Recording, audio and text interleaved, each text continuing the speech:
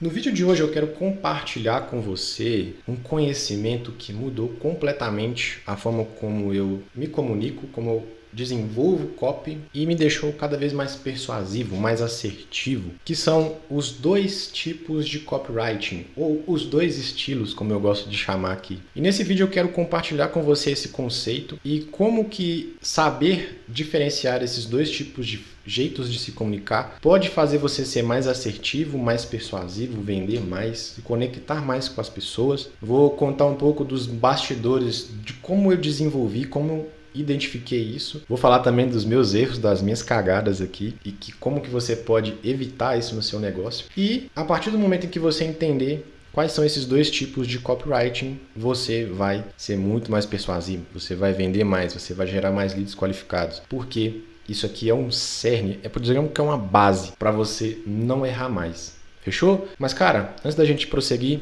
deixa um like aqui no vídeo, já se inscreve no canal se você não é inscrito e ativa o gatilho das notificações para você não perder nada que for sair aqui no canal. Toda semana um conteúdo de mentoria, só que de graça, para ajudar você a crescer aqui na carreira e deslanchar seus negócios digitais. Fechou? Então vamos lá. Existem dois tipos de copywriting ou dois jeitos diferentes de se comunicar. E eu descobri isso, cara, depois de participar e de me envolver de mais de 70 projetos em nichos diferentes, níveis de mercados diferentes, públicos completamente diferentes. Mas o que me fez virar a chave aqui para entender esse conceito foi quando eu fui contratado para desenvolver a comunicação para o mercado de luxo. Eu me lembro de escrever ali a primeira headline e quando eu apresentei essa ideia ali para o head de copy, ele me olhou ali bem no fundo dos meus olhos, chamou minha atenção e disse, cara, nesse mercado a gente não usa essa comunicação agressiva não. E aí, depois dessa chamada de atenção, cara, eu continuei ali tentando acertar, pensando em novas ideias para poder melhorar, mas no fim das contas, tudo que eu recebi foi um pé na bunda e um bom elogio de que eu era um copywriter péssimo. Enfim, eu não permaneci no projeto, foram 3 dias bem tensos ali, mas eu confesso que aquilo mexeu muito comigo, cara. E para quem sonhava ser reconhecido nacionalmente e até internacionalmente como um dos maiores copywriters do mundo, eu não quis ficar para baixo. Minha luta ali para poder provar que eu era bom começou exatamente nesse ponto. Mas não porque eu tava irado, tava irritado com o cara, sabe? Mas porque, cara, eu não queria permitir que aquilo ali fosse pro meu coração, tá? Sabe? Tipo, eu peguei aquela crítica e eu falei, cara, eu vou usar isso aqui como um combustível, eu vou estudar mais, eu vou melhorar, eu vou aprimorar minhas habilidades de copywriting e estratégias para melhorar mais. E aí, alguns meses depois, eu fui contratado por uma agência de marketing, por onde eu fiquei ali 1 ano sendo um copywriter estratégico daquela operação. E o foco dessa agência era o mercado de high ticket, cara, que foi onde eu fui ali copywriter de mais de 40 projetos. Minha missão ali foi desenvolver copy para funis de sessão estratégica gratuita, onde todo funil levava o lead para um time comercial e eles mesmos faziam a qualificação ali e vendiam no 1 a 1. Ali eu escrevia copy para página de captura, anúncios e também para alguns conteúdos para a rede social, para estar alimentando a rede social daqueles clientes.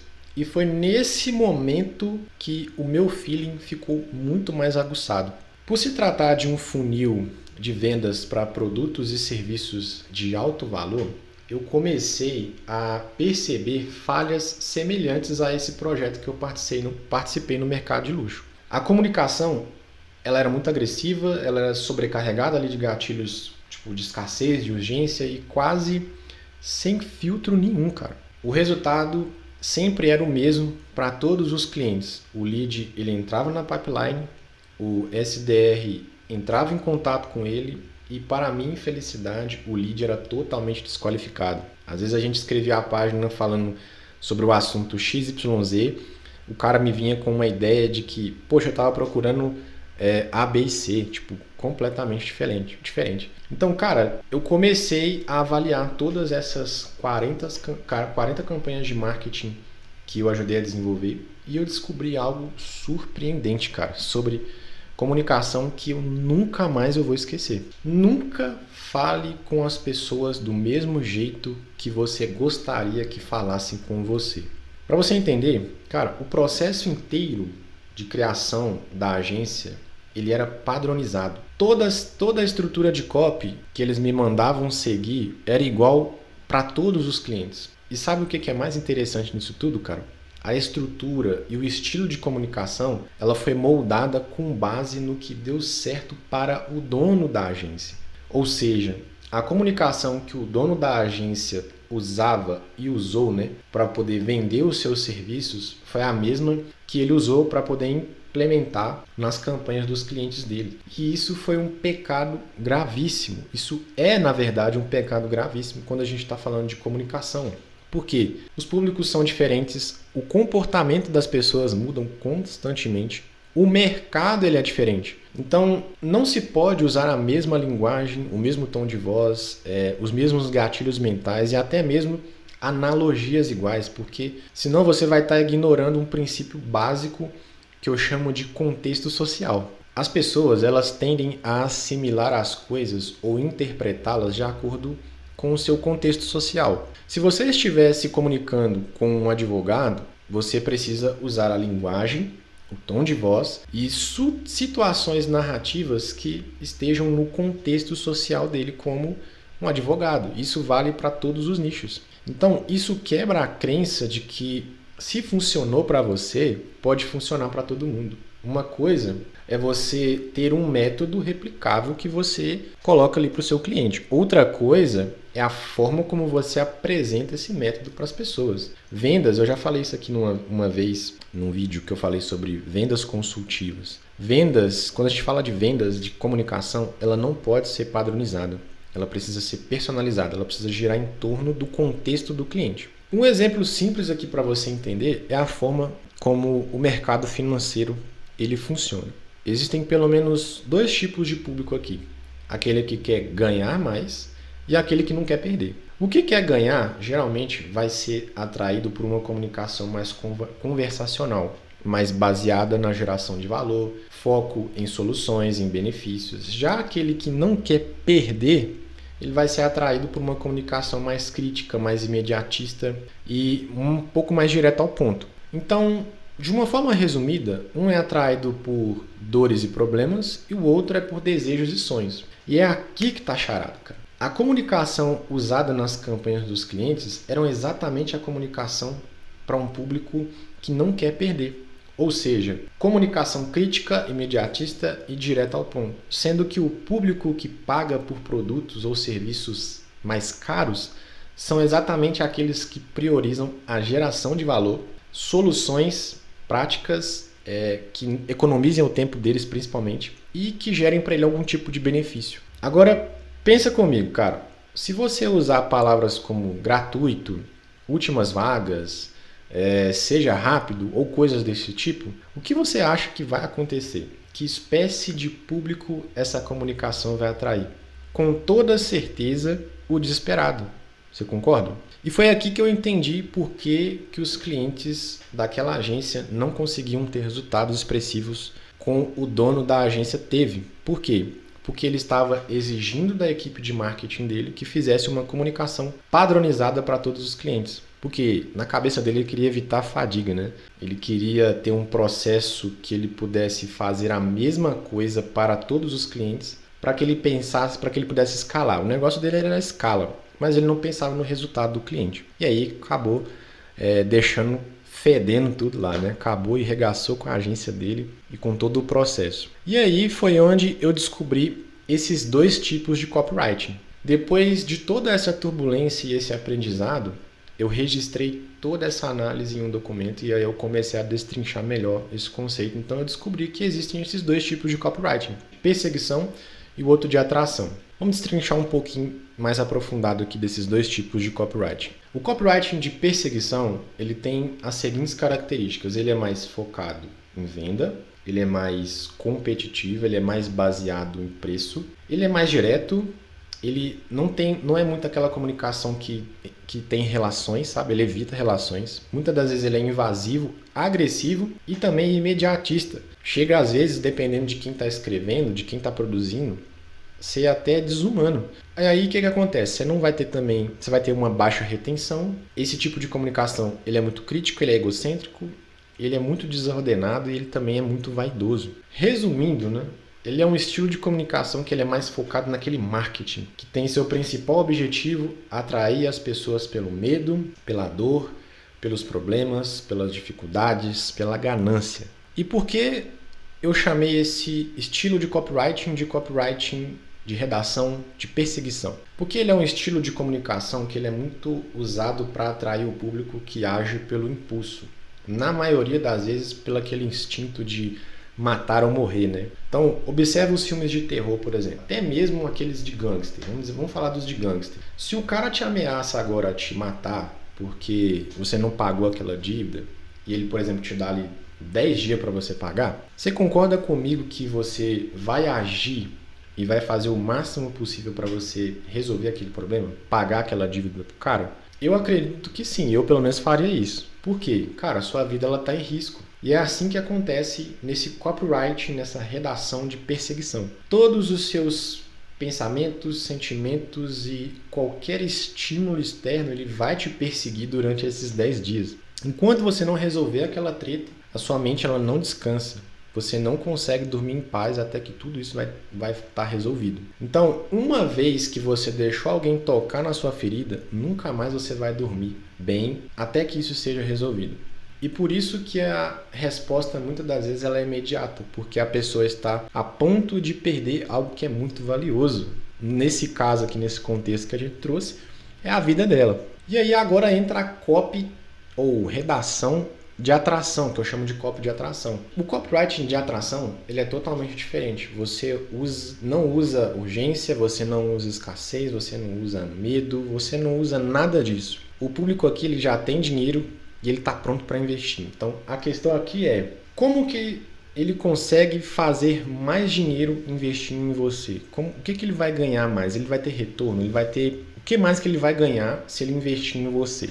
Então, escrever para esse tipo de público tem alguns detalhes muito interessantes, porque como eles não têm nada para perder mais, falando assim de financeiro, né? O foco desse perfil de cliente está nas experiências, na exclusividade, ele está mais direcionado pelo desejo do que pela dor, mais pelo valor do que pelo preço, mais pela solução do que pelo problema. E o copywriting de atração, ele tem as seguintes características. Ele é mais focado na solução, ele prioriza muito falar de benefícios, ele é baseado na geração de valor, tem uma mente mais colaborativa, ele pensa mais no cliente, ele tem uma alta retenção, ele literalmente é uma comunicação que promove relacionamento, ele é empático, aqui você precisa ser mais autêntico, mais original, você também tem que ter uma pitada de criatividade. É uma comunicação mais conversacional, porém mais estratégica ainda. É uma pouco mais organizada, mais estruturada, que você precisa ser muito analítico. E essa comunicação ela tende a ser mais persuasiva do que a de perseguição. Resumindo, é aquele estilo de comunicação mais focado no branding, sabe? O seu principal objetivo ali é atrair as pessoas pelo desejo, pelos sonhos, pelo prazer e pelo luxo. Logo, contar histórias, por exemplo, de terror aqui não vai causar medo, não vai causar efeito, não vai ter resultado nenhum. Aqui, nesse estilo de comunicação, vai ser necessário você usar um tom mais sofisticado, mais luxuoso, mais moderno, exclusivo. Tem que mostrar também diferencial. Então, por que eu chamo esse estilo de copywriting de atração? Porque é um estilo de comunicação muito usado para atrair um público que já age mais pela confiança. Na maioria das vezes, pelo instinto analítico e lógico. Eles observam e muito a proposta e se aquilo pode realmente gerar valor para eles, algum tipo de prazer ou realizar algum sonho deles. Observa, por exemplo, os comerciais de chocolate, né, de sanduíche ali, de comida, né, de carros, de relógio, imóveis, hotéis, até mesmo de viagem. Todos eles priorizam despertar em você o desejo de ter o relógio ou o carro. Não por você ter o relógio ou o carro, mas é uma questão de status. Esse bem material traz status para você. Os hotéis e viagens, por exemplo, eles buscam o tempo todo gerar em você o desejo de viver aquela experiência que também não é para todo mundo. E aí entra aqui o ponto de exclusividade. Porque não é todo mundo que pode viajar para esse lugar. Então, enquanto você não realizar esse desejo, você será atraído por ele, porque é o seu instinto aventureiro ou o desejo de status que te move a fazer aquilo. Você deseja viver aquela experiência ou adquirir aquele título, né? Aquele status. E é por isso que aqui a venda ela não acontece de forma imediata, porque é uma venda que vai exigir mais planejamento, análise, estratégia, um bom relacionamento para gerar confiança naquela pessoa.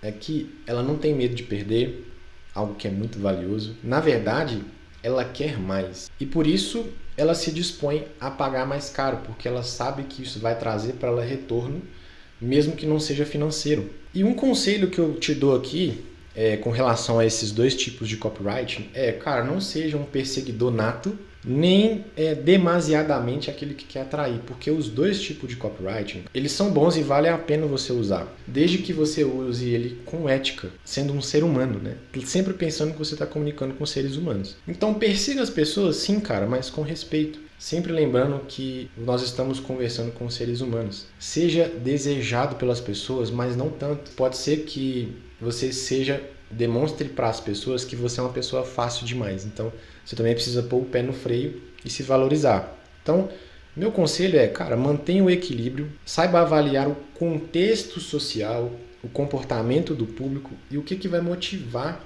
a cada um deles a comprar. Isso vai fazer você tomar a decisão certa e se comunicar bem com quem você precisa se comunicar. Vender um produto baratinho, de um low ticket, um médio ticket ali, é diferente de você vender para um high ticket e para o mercado de luxo. Então, quando você entende esses dois lados, você consegue se comunicar melhor, gerar mais conexão com as pessoas, consequentemente vender mais. Porque quando você se conecta com o público falando corretamente com ele, você vai ter esses resultados.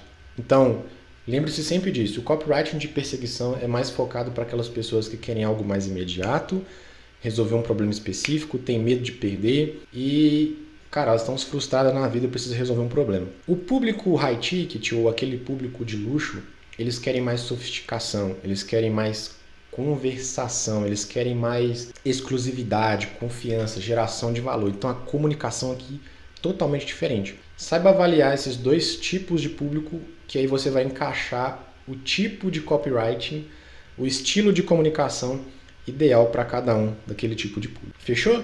Então esses são os dois tipos de copywriting. Pega essa lição, aplica aí no seu negócio, seja um copywriter melhor se você é um copywriter e está assistindo esse vídeo. E, cara, se esse vídeo aqui contribuiu, te ajudou, deixa um like. Se inscreve se você ainda não é inscrito. E não deixa de ativar o gatilho das notificações para você não perder os próximos vídeos que forem sair aqui no canal. Como eu sempre falo aqui, conteúdo de mentoria toda semana, só que de graça. Então esse é o conselho que eu quero deixar para você. Isso vai otimizar demais a forma como você comunica com as pessoas, principalmente aqui no digital. E deixa aqui nos comentários uma dica, um conselho, um conteúdo que você gostaria que eu trouxesse aqui no canal, que tem a ver aí com estratégias digitais, comunicação, marketing no geral, que eu vou estar trazendo aqui no canal, fechou? Então deixa um comentário aí e a gente vai se ver no próximo vídeo. Fui!